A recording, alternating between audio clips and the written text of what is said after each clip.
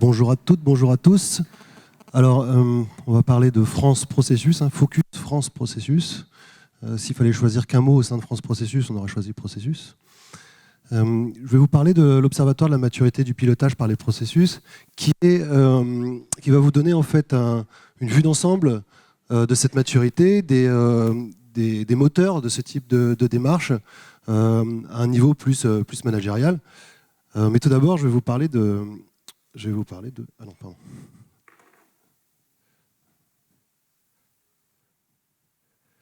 Un petit peu de France Processus. Donc France Processus est une association jeune, en fait pas vraiment puisque c'est la fusion de deux associations qui étaient un petit peu plus anciennes, qui date juste de l'an dernier, où en fait le club des pilotes de processus et Processway se sont réunis en une association, donc France Processus, et vous voyez le slogan, c'est agilité, performance, transformation, transversalité.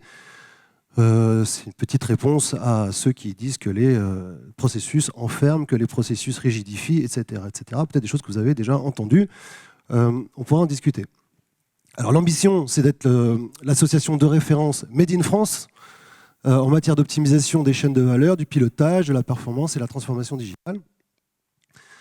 On veut promouvoir, valoriser les apports des démarches processus, et ce depuis un bon nombre d'années, mais on sait qu'on a encore du chemin à faire, on va le voir avec l'Observatoire. Et puis on veut continuer à faire évoluer l'état de l'art. L'état de l'art, il bouge. Vous le savez, on faisait des processus il y a 20 ans, on en fait maintenant un petit peu différemment, mais il y a quand même des choses qui restent très valables. Et puis on assure une veille méthodologique, technique et technologique. Alors comment on fonctionne ? On échange, on se rencontre avec un certain nombre de professionnels des démarches processus. On fait beaucoup de formations, donc on a une grosse action de sensibilisation, de formation et même de certification. On est en lien avec la BPMP, qui est l'association américaine de référence sur le BPM, et on est le chapitre français de la BPMP. Et puis on cherche aussi à faire des coopérations avec l'écosystème au sens large. On va voir après à quoi il ressemble. Et donc dans notre activité, qu'est-ce qu'on fait ? On se rencontre, on échange beaucoup. Donc vous voyez, des plénières, des événements, des ateliers, des groupes de réflexion. On forme, on certifie, en partenariat avec l'AFNOR. On fait des études sectorielles, on fait l'observatoire, chose que vous avez vu, on fait des dossiers thématiques. Et puis on publie.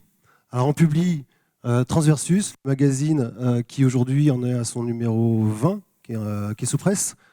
Donc un magazine qui marche très bien avec de nombreux articles de qualité. Et puis on publie des livres. On va le revoir après, on a déjà publié un certain nombre de livres. Rapidement, notre écosystème que j'ai évoqué avant, donc on a un certain nombre de sponsors, puisque comme l'association regroupe en gros 250 personnes. C'est une association de personnes, mais il y a aussi des entreprises qui peuvent adhérer. Et donc vous voyez des partenaires de renom, Bonedita Soft, bien sûr. En tout cas, donc des entreprises. On a aussi des partenaires qui sont plus d'autres associations. Donc on reconnaît l'association de business analysts, on a l'AFNOR, on a France Qualité, l'association des organisateurs professionnels d'entreprise, la FOP, Club Urba sur la partie architecture d'entreprise et Urba, et puis d'autres, l'IFACI par exemple, sur la partie maîtrise des risques. Et on intervient dans un bon nombre d'écoles aussi, où on dispense nos formations, où on fait des interventions que vous avez citées là. Alors je vous ai parlé du livre. Le livre, qui est tout neuf, qui vient de sortir, Processus et transversalité avec un S. Et l'idée de ce livre, donc, c'était déjà de regrouper plus de 26-27 auteurs pour pouvoir traiter des sujets de processus dans une logique de projection vers l'avenir. Donc on parle vraiment du futur des démarches processus. Donc c'est vraiment vers un nouveau management. Et on a structuré ce livre, vous voyez les chapitres que vous avez là. Déjà à partir des points de départ, quels étaient les acquis, d'où on part. Est-ce qu'il faut tout casser, tout remettre en cause ou pas. Donc, après, on a pu ouvrir sur les nouvelles dynamiques et vous voyez qu'on a abordé un certain nombre de thématiques qui nous tiennent à cœur, qu'on a vu précédemment, qui soient l'organisation, les technologies, le management et les acteurs, donc parce qu'il y a un vrai levier avec les entreprises innovantes, les nouveaux modes de management. Et puis, les nouvelles approches de la transversalité. Donc je vous laisserai découvrir découvrir ce livre, hein. C'est un vrai, il est là. Vous pouvez vous le procurer dans les meilleures librairies. Et il y a aussi des chapitres plus techno, si c'est les parties qui vous intéressent le plus. Donc voilà pour France Processus. Maintenant, on va parler de l'observatoire et du modèle de maturité. Alors, le modèle de maturité, bon, c'est un schéma qui a un petit peu vécu, il mériterait d'être modernisé un petit peu, mais il explique bien la logique de l'observatoire et du modèle de maturité. Alors, vous voyez qu'il y a en fait 3 paquets de critères. Et en fait, on est vraiment dans une logique systémique. Et globalement, on dit que pour obtenir des résultats qui sont là, et donc là, on va avoir les clients, la création de valeur. Donc, on a besoin d'avoir un engagement de la direction générale avec une stratégie sur laquelle on va pouvoir s'aligner avec les processus et aligner les systèmes. On obtient des résultats en termes d'orientation et satisfaction client, donc premier axe de performance. Des résultats qui vont être plutôt d'ordre économique ou liés à l'excellence opérationnelle. Et puis, on a un sujet de maîtrise des risques et conformité qui est là. Et vous voyez qu'on a une boucle de rétroaction qui, lorsqu'on a des écarts, en fait, c'est quoi les leviers d'action qu'on a? Soit on fait des petites actions d'amélioration pour revenir dans un standard, soit on fait la rénovation, on fait du re-engineering, on casse tout, on recommence. Et puis, bien sûr, on accompagne tout ça en formant des gens et en mettant de la dynamique humaine. Donc ça, en gros, c'est la vision du modèle avec les 9 critères qui sont donc des critères plutôt organisationnels, des critères de résultat et puis des critères d'action qui sont là. Alors le modèle de maturité, il est pas si innovant que ça, hein. Il reprend en fait les critères qu'on retrouve par exemple sur le CMMI, que vous connaissez probablement. Et l'idée, c'est qu'en fait, on a 5 niveaux de maturité sur chacun des critères et au global. Donc on part du niveau réactif jusqu'au niveau leader, en étant tout en haut sur des processus différenciateurs et le niveau le plus bas des processus instables. Et vous avez toute l'échelle de maturité qui va de 1 à 5. Alors je vous ai donné quelques exemples de questionnaires pour que vous voyez la teneur. On ne va pas tout parcourir. On voit par exemple, donc là, dans le questionnaire, il y a 55 questions. Donc les 55 questions, elles sont ventilées entre les 9 critères. Et vous voyez par exemple, une question qu'on pose, c'est des éléments de gouvernance des processus, donc responsabilité des pilotes, chose qui nous tient très à cœur, les modalités de fonctionnement, la culture client ont-ils été spécifiquement définis et mis en place par la direction générale. D'accord ? Donc là, il y a une échelle de 5 réponses. La première correspondant au niveau réactif et la plus haute correspondant au niveau leader, comme vous l'avez deviné. Sur la vision processus, on pose la question, est-ce que les processus ont été identifiés et sont affectés en responsabilité à des pilotes de processus? Oui, on est vraiment sur une logique de pilotage. Ce n'est pas juste j'ai identifié mes processus. Alors j'ai identifié mes processus, c'est déjà un premier niveau de maturité. Mais après, derrière, est-ce que j'ai identifié une responsabilité transverse pour piloter ces processus? C'en est une autre. Et vous voyez qu'on monte un petit peu l'ambition. Sur l'alignement du SI, par exemple, une question, on fera un petit zoom après sur des questions plus spécifiques sur ce critère-là. La mise en œuvre des évolutions SI est-elle ancrée à la démarche de pilotage par les processus? Je vous laisse vous répondre à cette question sur les contextes que vous connaissez. Il n'y a pas très longtemps, quelqu'un m'a dit, une directrice générale dans une banque, m'a demandé est-ce qu'il faut mieux acheter un outil d'abord et s'intéresser au processus, ou est-ce qu'il vaut mieux acheter, ou l'inverse, est-ce qu'il vaut mieux s'intéresser au processus et après on s'intéresse à l'outil? Je vous laisse répondre. J'étais assez surpris 20 ans après qu'on me pose encore cette question. Sur l'orientation et la satisfaction client, alors, vous voyez, question, est-ce que l'écoute et la satisfaction client sont prises en compte pour améliorer la performance du processus? D'accord, donc on va au-delà des parcours clients, au-delà des moments de vérité, on va vraiment plus loin. Même type de questions sur la partie performance opérationnelle et création de valeur. Après, les questions sur les risques, je passe rapidement parce qu'on pourra zoomer aussi dessus. Et puis après, on pose des questions plus précises. Typiquement, par exemple, pour atteindre les objectifs attendus, est-ce que les pilotes s'appuient sur des méthodologies de recherche de causes, d'analyse, etc. Lean, sous-entendu Lean. Alors, on a tendance à se dire, ça paraît logique.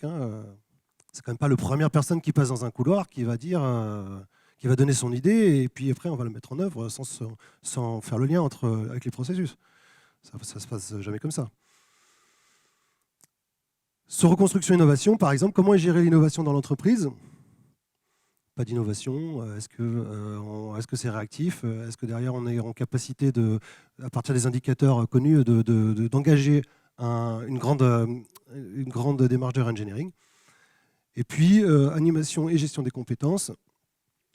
Est-ce qu'il y a une conduite du changement appropriée? En gros, on parle de processus, mais est-ce que finalement, on forme tous les acteurs qui sont partie prenante?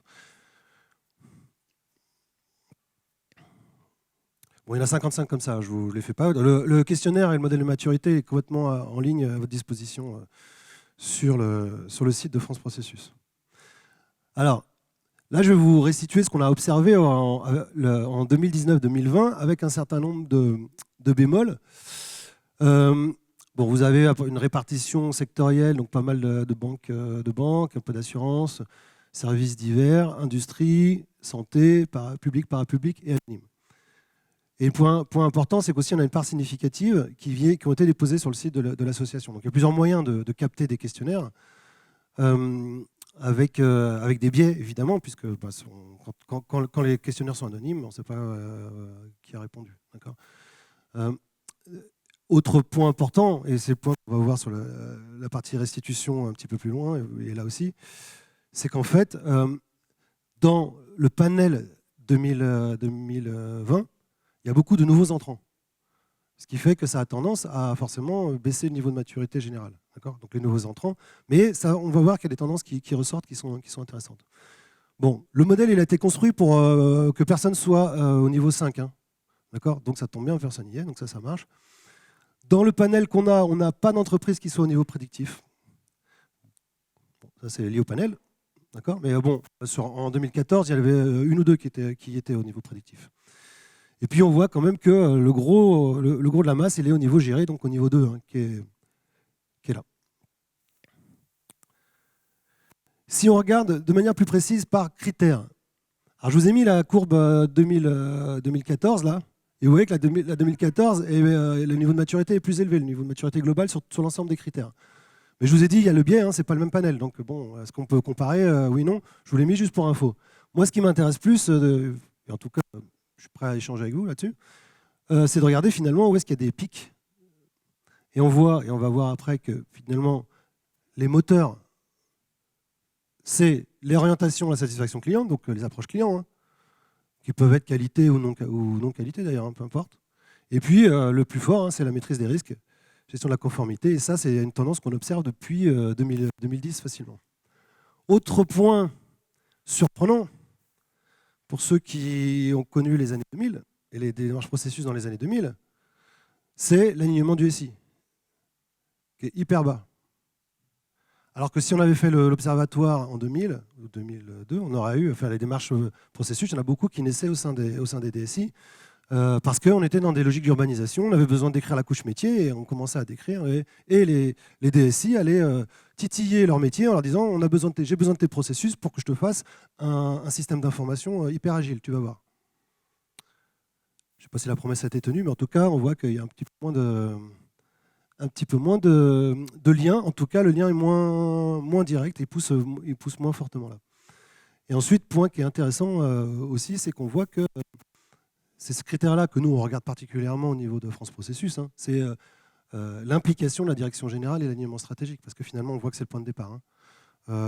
Très vite, et c'est ma slide d'après, très vite, on est capé si on n'a pas l'implication de la direction générale. Alors cette courbe, je vais vous donner la clé de lecture. Vous retrouvez là en rouge la moyenne qu'on vient de voir précédemment, qui est la moyenne 2020.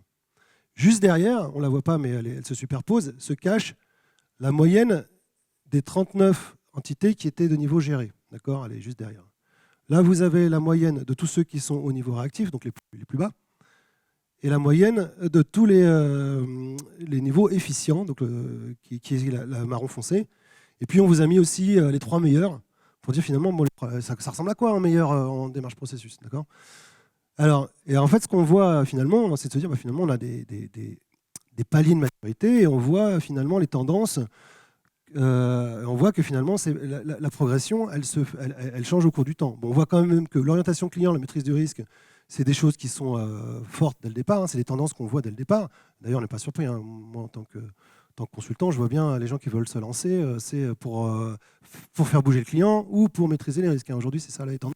Et quels que soient les secteurs d'activité, on pourrait croire que la maîtrise des risques, c'est juste la banque et l'assurance. C'est pas ça du tout. Hein. Le secteur public, il pousse très fort là-dessus aussi également.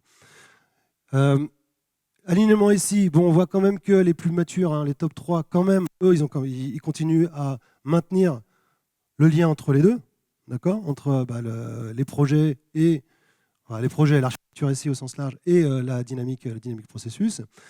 Et on voit aussi que finalement, l'implication des G, elle se marque en fait plus fortement quand la maturité monte. Globalement, ce qu'on dit aux entreprises qui veulent se lancer dans les démarches processus, d'abord démontrer avant d'impliquer votre DG, sauf si le DG est déjà fan dès le départ, là on peut s'appuyer sur lui. Mais d'abord démontrer, et après vous arriverez à l'embarquer. Donc là, c'est un peu tôt pour commencer à embarquer le DG. C'est plutôt à partir du deuxième niveau, c'est-à-dire qu'à partir du moment où on a commencé à avoir des réalisations, on commence à avoir des processus en pilotage, on a des résultats, là, ça vaut le coup de commencer à impliquer le DG pour faire de la généralisation, et là, pour le coup, ça booste. Alors, ce modèle de maturité, à quoi il sert ? 1, à faire la photo de la maturité de l'entreprise à un instant donné, savoir où est-ce que je suis. 2, où est-ce que je veux être. Et comme je l'ai dit tout à l'heure, ne cherchez pas à être au top. Ça ne sert à rien. Il faut que vous soyez au bon niveau de maturité par rapport à ce que vous voulez faire, par rapport à votre stratégie. Et puis 2, en fait, le modèle de maturité tel qu'il est construit, en fait, il permet de détailler la structure et les paliers à atteindre et les bons circuits pour pouvoir aller plus vite en termes de maturité. Il y a les recettes, on en connaît un certain nombre, et puis il y a les fausses bonnes idées, comme je vous disais. Je suis au début de ma démarche, je suis là, je dis tiens, je vais aller toquer à la porte du DG pour aller lui vendre le truc. C'est trop tôt. Ça peut marcher, mais il vaut mieux attendre à avoir des choses à montrer.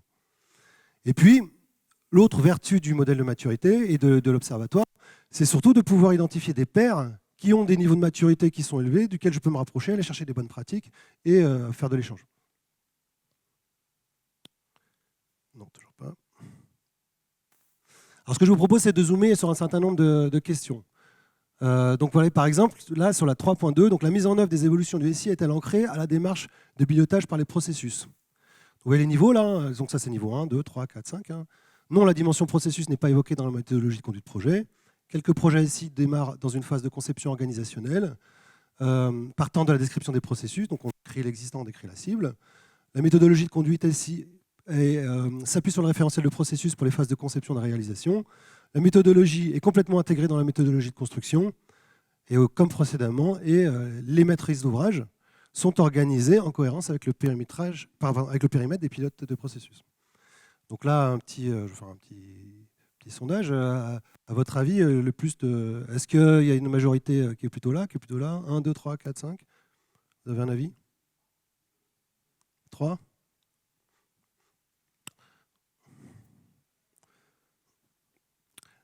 Voilà ce qu'on mesure, d'accord ? Donc on voit que la majorité est là. Donc en fait, c'est très étonnant. Hein. Après, les raisons, moi je ne sais pas les expliquer toutes. Et d'ailleurs, on fera des groupes de travail chez France Processus sur ce sujet-là probablement. Mais pour nous, qui sommes dans le monde du BPM, ça nous paraît tellement évident qu'on ne comprend pas pourquoi les uns et les autres ne font pas le lien. Hein. C'est ce que je vous disais par rapport à la directrice générale dont je vous parlais tout à l'heure. Autre question, les démarches d'automatisation et de monitoring des workflows, sont-elles mises en œuvre ? Non, partiellement de façon expérimentale. Oui, dans le cadre de l'optimisation de chacun des processus. Oui, dans le cadre de l'optimisation de chacun des processus et de leur interrelation. Donc on fait le lien entre les processus. Et oui, dans l'optimisation de chacun des processus, en lien avec les contributeurs externes. Donc là, on est vraiment dans une logique d'entreprise étendue. Alors, 1, 2, 3, 4, 5. Votre avis ? 3.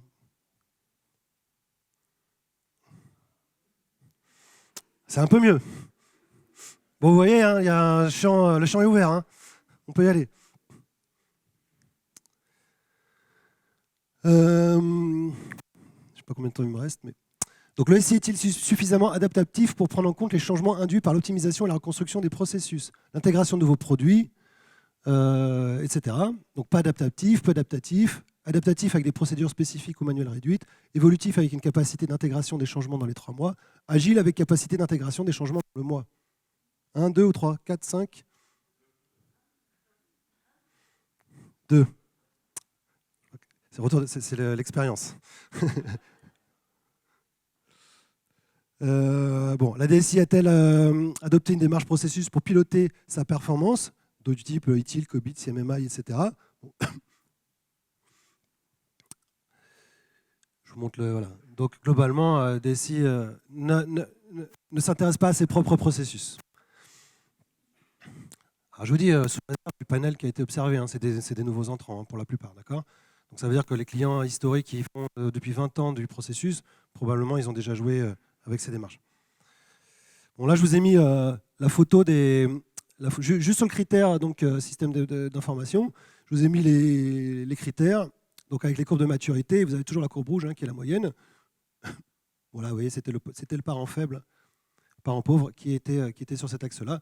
Sinon, globalement, ça reste quand même assez équilibré, avec des peu mieux faire quand même hein, au niveau des DSI.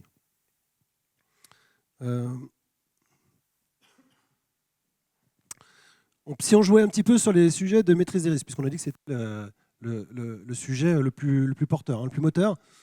Donc, est-ce que les risques liés aux produits et services fournis aux clients et aux processus associés sont-ils connus et maîtrisés? Non. Première question. 2. Référencés par processus mais non suivis. Donc, globalement, on a fait un lien. Hein. Référencés, suivis, contrôlés par processus. Donc là, j'ai une carte des risques que je suis et qui est structurée par processus. Référencés, contrôlés, maîtrisés et anticipés par processus. Et le dernier, référencé, contrôlé, et puis pour l'ensemble des processus, avec une gouvernance risque intégrée au pilotage des processus. Ça veut dire que dans mes revues de processus, j'ai les risk managers qui sont partie prenante. Alors 1, 2, 3, 4 ou 5 2. Un petit peu plus équilibré quand même. Hein. Je vous l'ai dit, hein, c'est le moteur. En fait, c'est la raison pour laquelle les gens y vont. Hein. Donc ils vont très vite.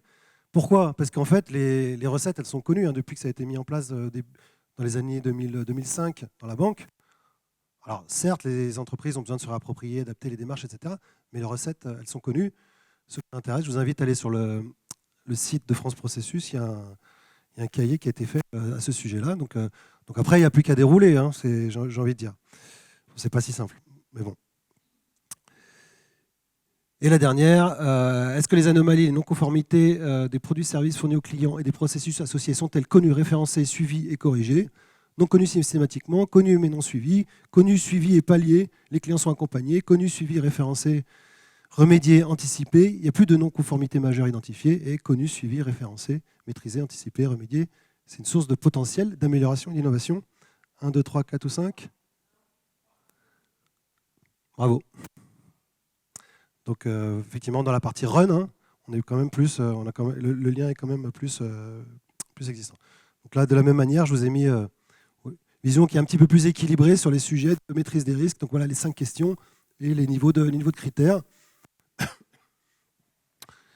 Donc vous voyez que les leaders sont quand même bien avancés. Hein. Vous voyez, on est entre 3,5 et on dépasse 4 même sur certains critères. Hein. D'accord ?